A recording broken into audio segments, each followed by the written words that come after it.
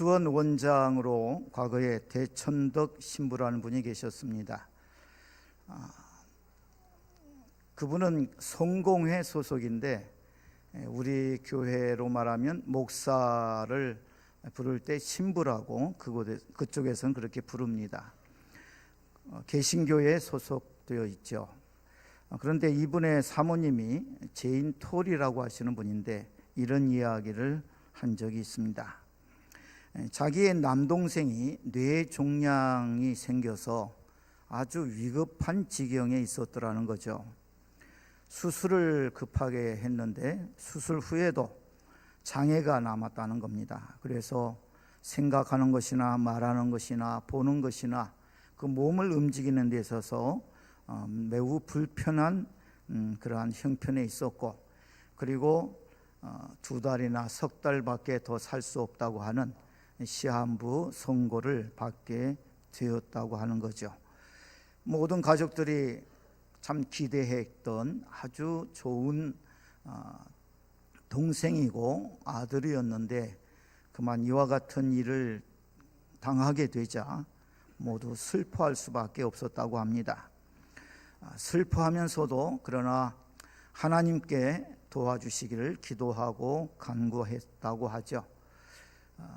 2달이나 석 달밖에 못 산다고 하는 사람이 그 후로도 가족들의 기도와 간구를 하나님께서 들으시고 은혜를 베풀어 주셔서 6년 동안 더 생존하다가 하나님의 부르심을 받았다고 합니다.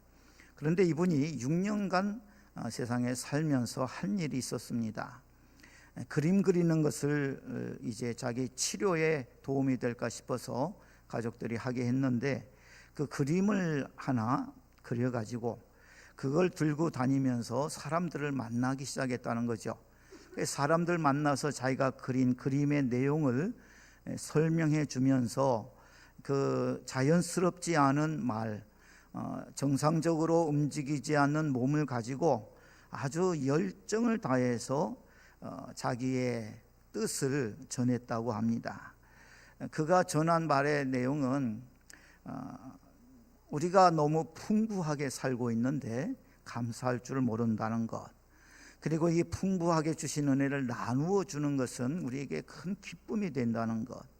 그런데 지금 이 시간도 어느 곳에서는 전쟁으로 인하여 죽고 다치고 피 흘리고 굶주리고 병든 사람들이 있다는 것, 그런 이야기들을 하면서 집집마다 찾아다니고 이곳저곳을 부지런히 옮겨 다니면서 말을 했다는 겁니다.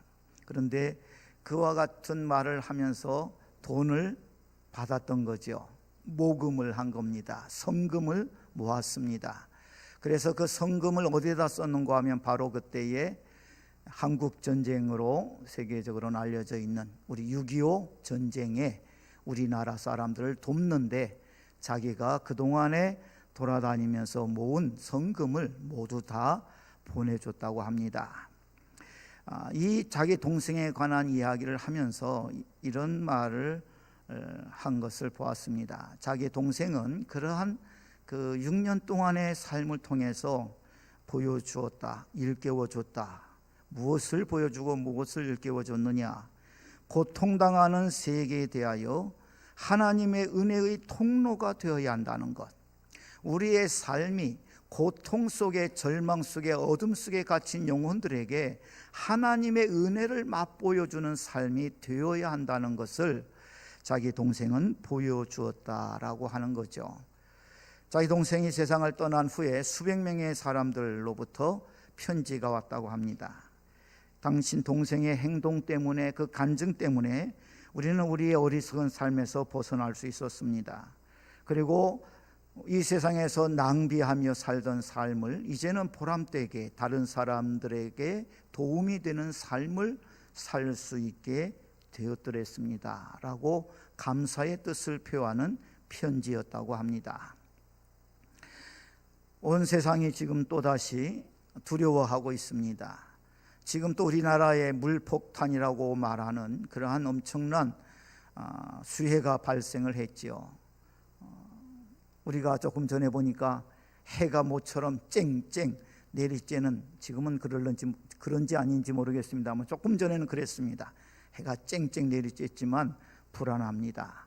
또 염려스럽습니다. 왜냐하면 태풍이 올라오고 있기 때문입니다.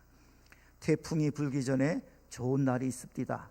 그래서 항상 좋은 날이 계속되겠구나 생각하는데 갑자기 날씨가 바뀌면서 그 무서운 태풍이 불어오는 경우들 우리는 자주 겪어봤죠.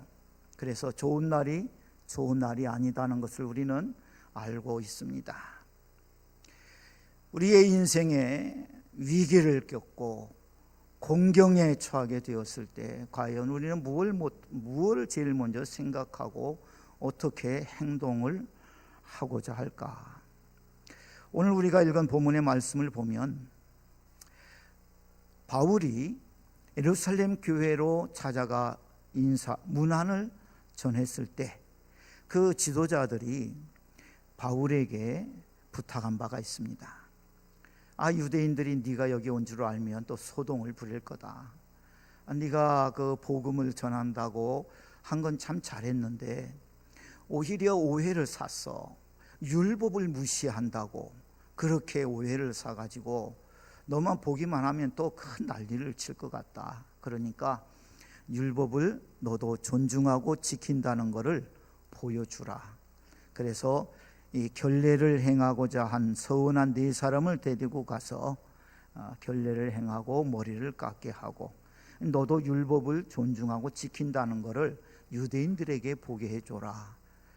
말썽이 일어나지 않도록 좀 우리가 노력을 한번 해보는 것도 좋은 일이 아닌가, 이렇게 부탁한 거죠. 그래서 바울이 그거 뭐 괜찮다. 예수님 믿음으로 구원받는다고 하는 이 복음 진리는 분명하게 우리가 전해줬고 또 그렇게 우리 예루살렘 결의한 것도 우리가 받아서 또 전도할 때에도 그렇게 우리는 해왔으니까 문제가 없지요. 그리고 예루살렘 교회에서도 우리 그렇게 다 하고 지금 가르치고 전하고 지나오고 있다고 이야기하면서 그 문제는 쉽게 풀릴 것 같았습니다. 그런데 그 작정한 기간 1회가 거의 찼을 때에 염려하던 일이 드디어 터지고 말았습니다. 그게 사도행전 21장 27절에 기록되어 있죠. 읽어보실까요? 그 1회가 거의 참에 아시아로부터 온 유대인들이 성전에서 바울을 보고 모든 무리를 충동하여 그를 붙들고. 아멘. 바울이 눈에 띄니까, 게다가 성전 경내에서 발견하게 되니까 이 유대인들이 흥분하기 시작했습니다.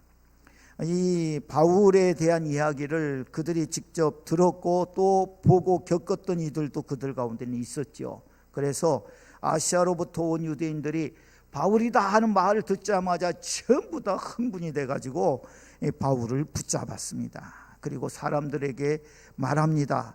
이 사람이 우리 백성의 율법과 성전을 비방하여 모든 사람을 가르치는 자인데 또 헬라인들, 즉 이방인들 데리고 이 성전에 들어왔다. 그 말은 틀린 말인데 그러지는 않았는데 그냥 자기네들 지레짐작으로 그렇게 말을 하면서 다른 사람들을 선동한 거죠. 그러니까 그 선동을 받아서 그곳에 있는 사람들 또 그 뒤에 영문도 모르고 와서 막 흥분하고 덤벼드니까 뭐 때문에 그러냐고 물으면서 함께 그냥 무작정 따라오는 사람들 해가지고서 진짜 엄청난 소란이 일어나게 된 겁니다. 그래서 성전 밖으로 바울을 끌고 나가니까 그 문을 닫아버렸습니다. 이게 폭동으로 바뀔 수가 있는 위험성이 있기 때문에 문을 닫아버린 거죠. 31절에 보면 사도행전 21장 31절에 그들이 그를 죽이려 할 때 죽이고자 했다는 겁니다.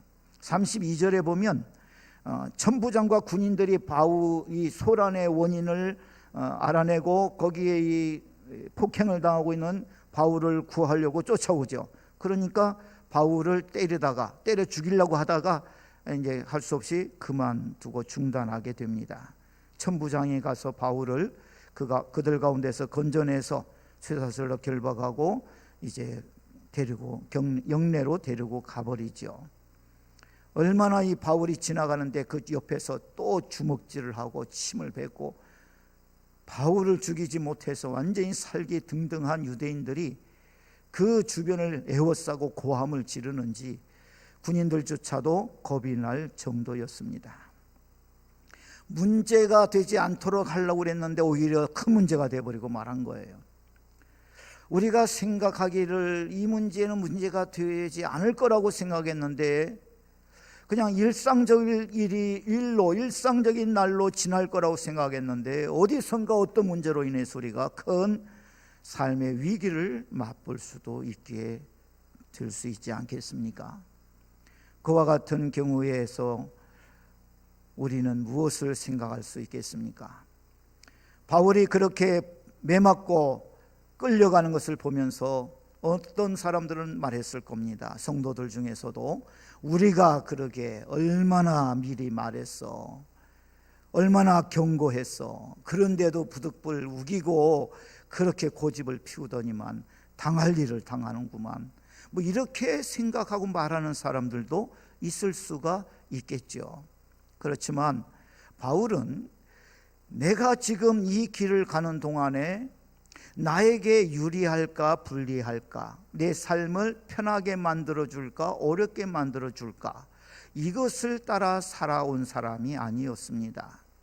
바울은 내가 지금 가는 길이 주님 따라가는 길인가, 주님이 내게 명령하신 그 일을 하고 살고 있는가, 그것이 제일 중요했던 사람이죠. 나에게 이득이 되는가 피해가 되는가를 따진다면 바울은 예루살렘에 오지 않았을 겁니다.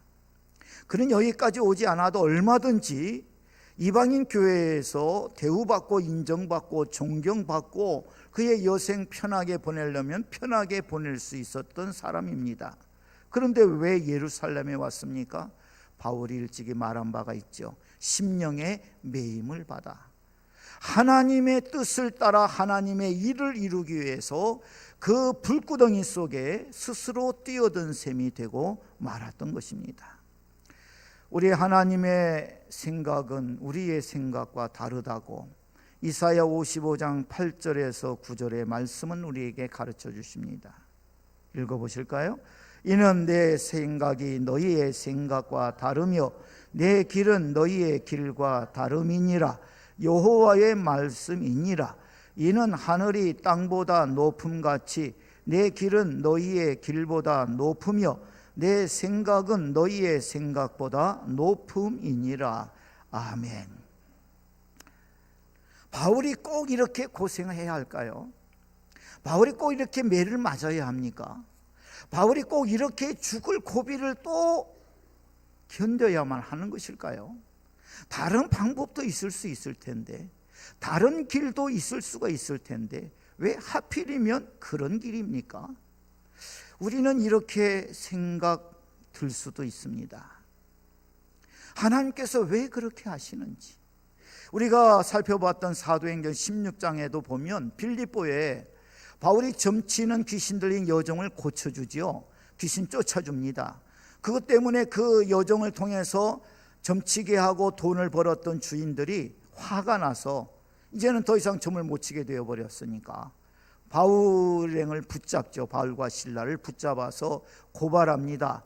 우리들이 받지도 못할 풍속을 이 사람들이 전하고 오늘 우리 이 도시를 소란케 하는 이거 문제 아들이라고, 이거 가만 놔두면 이거 나중에 무슨 일 벌일지 모른다고 뭐 대도 않은 죄목을 가지고 고발해서 이제 붙잡혀서 옷을 찢기고 매를 맞고 깊은 감옥에 내동댕이 치게 되죠. 그곳에 들어가서 얼마나 얻어맞았는지 정신 못 차리고 있다가 겨우 정신이 드니까 바울과 실라가 일어나 앉아서 기도하고 찬송합니다. 왜 이런 일을 또 당해야 하느냐고 원망할 수도 있지요. 내가 무엇을 잘못했냐고, 하나님 뜻을 따라서 복음을 전했고 귀신에 눌려 고통받는 사람을 주님의 이름으로 고침받게 주었을 뿐인데 왜 우리가 무슨 잘못을 저질렀다고 이런 대우를 받아야 하느냐고, 그 매맞아서 욱신거리는 상처에 흐르는 피, 그 피비린내를 맡아가면서 찢겨진 옷을 움켜쥐고 바울과 실라는 얼마든지 하나님 앞에 푸념할 수도 있었습니다. 그러나 바울과 실라는 그렇게 하지 않고 하나님 앞에 기도하며 그 도우심을 구하며 오히려 찬송했다고 성경은 기록합니다. 그 바울과 실라의 기도와 찬송을 우리 하나님 들으시고 그들의 옥토를 흔들어 버리셔서 그들을 묶었던 모든 사실이 다 풀어져 버리고 감옥문이 활짝 열리게 되죠. 그러니까 간수가 이것을 보고 놀래서 이거 이제는 죄수들이 다 탈옥하겠구나. 그러면 이제 나는 죽은 목숨이지.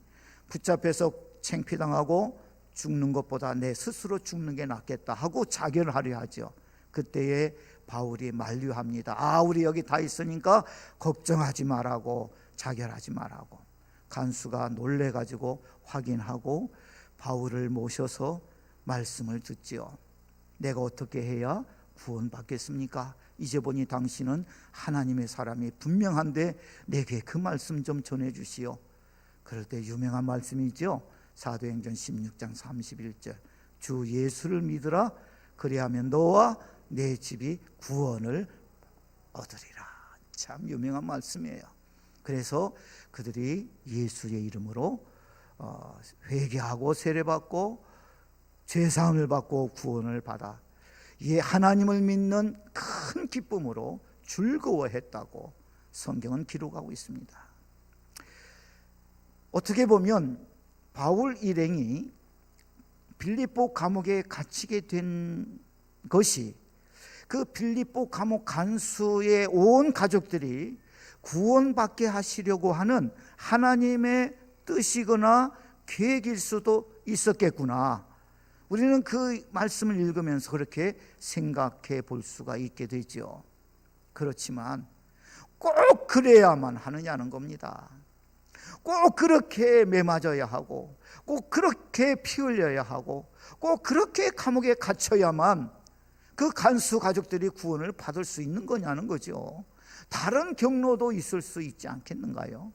그런데 하나님의 생각은 우리 생각과 다르다고 말씀하십니다.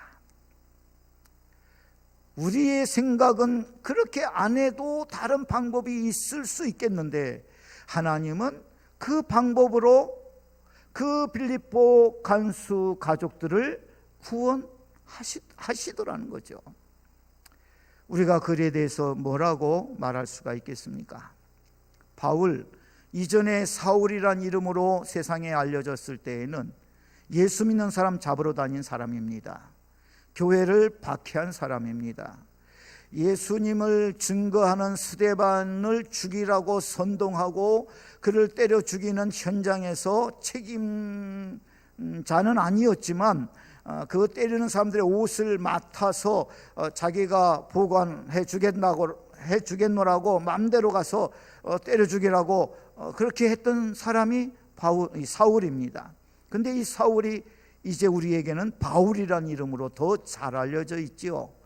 어떻게 핍박자, 폭행자, 박해자 사울이 전도자, 순교자 바울로 바뀌게 되었는가? 거기에 대해서 사도행전 22장 8절에서 바울이 말한 바가 있습니다. 내가 만났다. 내가 그분을 배웠다. 누구를 배웠습니까? 사도행전 22장 8절 내가 대답하되 주님 누구시니까 하니 이르시되 나는 네가 박해하는 나사렛 예수라 하시더라. 아멘. 자기는 거짓말인 줄 알았어요. 자기는 예수님이 그 십자가에서 그렇게 끝나버린 사람인 줄 알았더랬습니다. 그런데 이제 보니까 그분이 살아계시잖아요. 그러면 그분에 관한 모든 말씀도 사실이라는 거잖아요. 그럼 자기가 지금까지 하나님 위한다 했지만 하나님 대적했고 하나님의 진리를 거스르는 어리석은 행위를 해왔다는 것이잖아요. 그래서 그 자리에서 바울은 회개하게 되고 그리고 아나니아를 보내셔서 하나님께서 바울의 회개가 진정한 것으로 인정받고 세례를 받게 하고 그가 예수의 광채를 보고 눈이 멀게 되었는데 다시 눈을 뜨게 해주고, 그리고 나서 그로 하여금 예수님을 증거하게 하는 그러한 사명을 받아 살아가게 하셨던 것을 우리가 보게 됩니다. 사울의 인생에 생각지 못한 일이 생겼습니다. 완전히 그의 삶이 바뀌게 되는 경우가 생겼어요. 그런데 꼭 사울이 스데반을 죽이는 일에 앞장선다든지, 다른 예루살렘뿐 아니라 다른 도시, 이방인의 도시까지 쫓아가서 예수 믿는 사람을 때리고 가두고 죽이려고까지 하는 삶을 살도록 하실 필요는 있었을까요? 우리는 그런 생각도 하게 됩니다. 그런데 바울은 자기의 삶에 대해서 디모데전서 1장 16절에서 이렇게 말씀합니다. 함께 읽겠습니다. 그러나 내가 긍휼을 입은 까닭은 예수 그리스도께서 내게 먼저 일체 오래 참으심을 보이사 후에 주를 믿어 영생 얻는 자들에게 본이 되게 하려 하심이라. 아멘. 본이 되게 하려 하셨다는 거예요. 자기와 같은 자도 회개하고 예수님 믿어 이런 삶을 살 수 있다. 그러니까 누구든지 회개하고 예수님을 믿으라. 그러면 여러분도 얼마든지 하나님이 구원하시고 여러분을 얼마든지 하나님의 그 놀라우신 약속의 말씀을 따라 하늘 백성으로서의 영원한 생명을 누리게 해 주실 것이다. 나처럼 예수님 믿으라. 그렇게 바울을 하나님 쓰시기 위해서 그러한 이러저러한 인생의 과정, 여정들을 겪게 하셨던 것을 우리는 이러한 말씀을 통해서 살펴보고 생각하게 되는 것이죠. 우리가 뜻하고 마음먹은 길이 아니라고 우리가 불안해하거나 두려워하거나 낙심할 필요가 없습니다. 바울은 이제 붙잡혀서 끌려가게 되었을 때 그는 그 자리에서 천부장에게 헬라어로 말합니다. 나한테 좀 시간을 달라고. 그래서 천부장이 너 과거에 반역을 도모했던 그 친구냐? 아닙니다. 제가 그런 사람이 아닙니다. 제가 지금 이 소란을 일으킨 이들에게 말할 수 있도록 저를 좀 기회를 주십시오. 그래서 그렇게 하라고 시간을 줍니다. 기회를 주지요. 그래서 22장 1절 이하를 보면 바울이 히브리어로 말하는 것이 기록됩니다. 부형들아, 내가 지금 여러분 앞에서 변명하는 말을 들어라. 지금 유대인들이 바울을 죽여버려야 된다고, 저렇게 놔두면 안 된다고, 벌써 맞아서 피투성이가 낸 그 바울을 그냥 놔두지 않고 막 쫓아오면서 계속 고함을 지르고 죽여라 죽여라 하고 따라오는 그 사람들입니다. 그 사람들 앞에 서서 말하는 거예요. 내가 좀 변명 좀 해야 되겠다고. 그러면 그 변명의 내용이 뭐가 되겠어요? 여러분들이 오해하고 있는 것처럼 저는 그런 사람이 아닙니다. 제가 율법 무시한 거 아니에요. 저 율법을 따라 살아왔습니다. 이렇게 자기 변명을 할 시간으로 사용해야겠죠. 그러나 바울은 그런 시간으로 쓰지 않습니다. 오히려 자기가 어떻게 복음을 대적하던 자였는데 복음을 전하는 사람이 되어버렸는지, 자기가 어떻게 십자가에서 돌아가신 예수 그리스도가 다시 살아나셔서 우리의 구주와 주가 되신 것을 알게 되었고 믿게 되었는지를 간증하면서 여러분이 지금 살아계시는 그리스도를 대적하는 셈이라고 회개하고 예수 믿고 나처럼 구원받으라고 지금 그렇게 오히려 복음을 증거하는 일에 그 중요한 시간을 사용하였더라는 이야기입니다. 바울은 자기가 왜 살고 있는지를 기억하고 그 뜻을 따라 그 목적을 따라 1분 1초도 낭비하지 않고 살고자 했던 사람입니다. 예수님께서 우리를 세상의 빛이라고 말씀하시고 소금이라고 말씀하십니다. 어둠 속에 하나님의 빛을 비추어 줘야 한다는 거죠. 하나님의 생명의 빛, 진리의 빛, 사랑과 축복의 빛을 비추어 주어서 절망과 탄식과 낙심의 고통의 멸망의 어둠 속에 갇혀 마귀에게 짓눌려 살아가는 고통받는 영혼들에게 이 하나님의 축복의 통로가 되어 구원의 통로가 되어 하나님의 생명을 전해주고 그들이 다시 살아나게 하기 위해서 살아가야 할 인생이라는 것입니다. 우리는 예수 믿고 구원받았습니다. 지금 당장 우리가 이 세상을 떠난다 해도 우리는 우리의 본향으로 갈 뿐입니다. 천국이 우리의 집이지요. 거기는 우리 아버지가 계시는 곳입니다. 거기는 우리의 구주 예수 그리스도가 계시는 곳이고, 그곳은 우리보다 먼저 이 세상을 떠나 우리 믿음의 선진들, 우리 믿음의 어른들이 가 계시는 곳입니다. 우리는 지금 당장 죽는다 해도 그게 큰 문제가 되지 않습니다. 그러나 세상 사람들은 죽음을 두려워합니다. 죽음 후에는 하나님의 심판이 기다리고 있기 때문에 본능적으로 죽음 이후를 두려워합니다.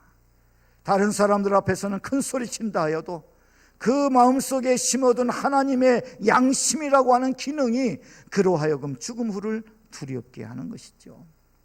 그 두려워하는 인생들에게 하나님이 우리를 먼저 부르셔서 예수 믿고 구원받게 하시고, 이 하나님의 구원을 전하는 우리의 삶을 통하여, 우리의 말을 통하여 하나님은 사랑이시고 하나님은 우리를 용서하셨고 하나님은 우리를 구원하셨고 하나님은 우리와 함께 하시고 하나님은 우리의 삶의 능력이 되시고 복이 되어주시는 분이라고 우리가 보여주면서 증거하면서 증인으로 살아가도록 하나님 우리를 이 땅에 남겨두셨다는 것입니다. 바울은 자기가 동족들에게 복음 전하기에 오히려 유리하다고 말하였습니다. 그러나 예수님은 아니라고 말씀합니다. 내가 이런 사람인데 회개하고 예수 믿고 구원받았다고 하면 이 간증이 유대인들에게 더 먹혀갈 것 아니겠습니까? 아니다. 안 듣는다. 너 이방인에게 가라. 유대인에게서 이방인은 아예 생각도 할 수 없는 사람들입니다. 원수라고 생각도 하겠지만, 아니 원수라고 생각할 그런 시간까지 주기를 아까워할 대상들이 바로 이방인들입니다.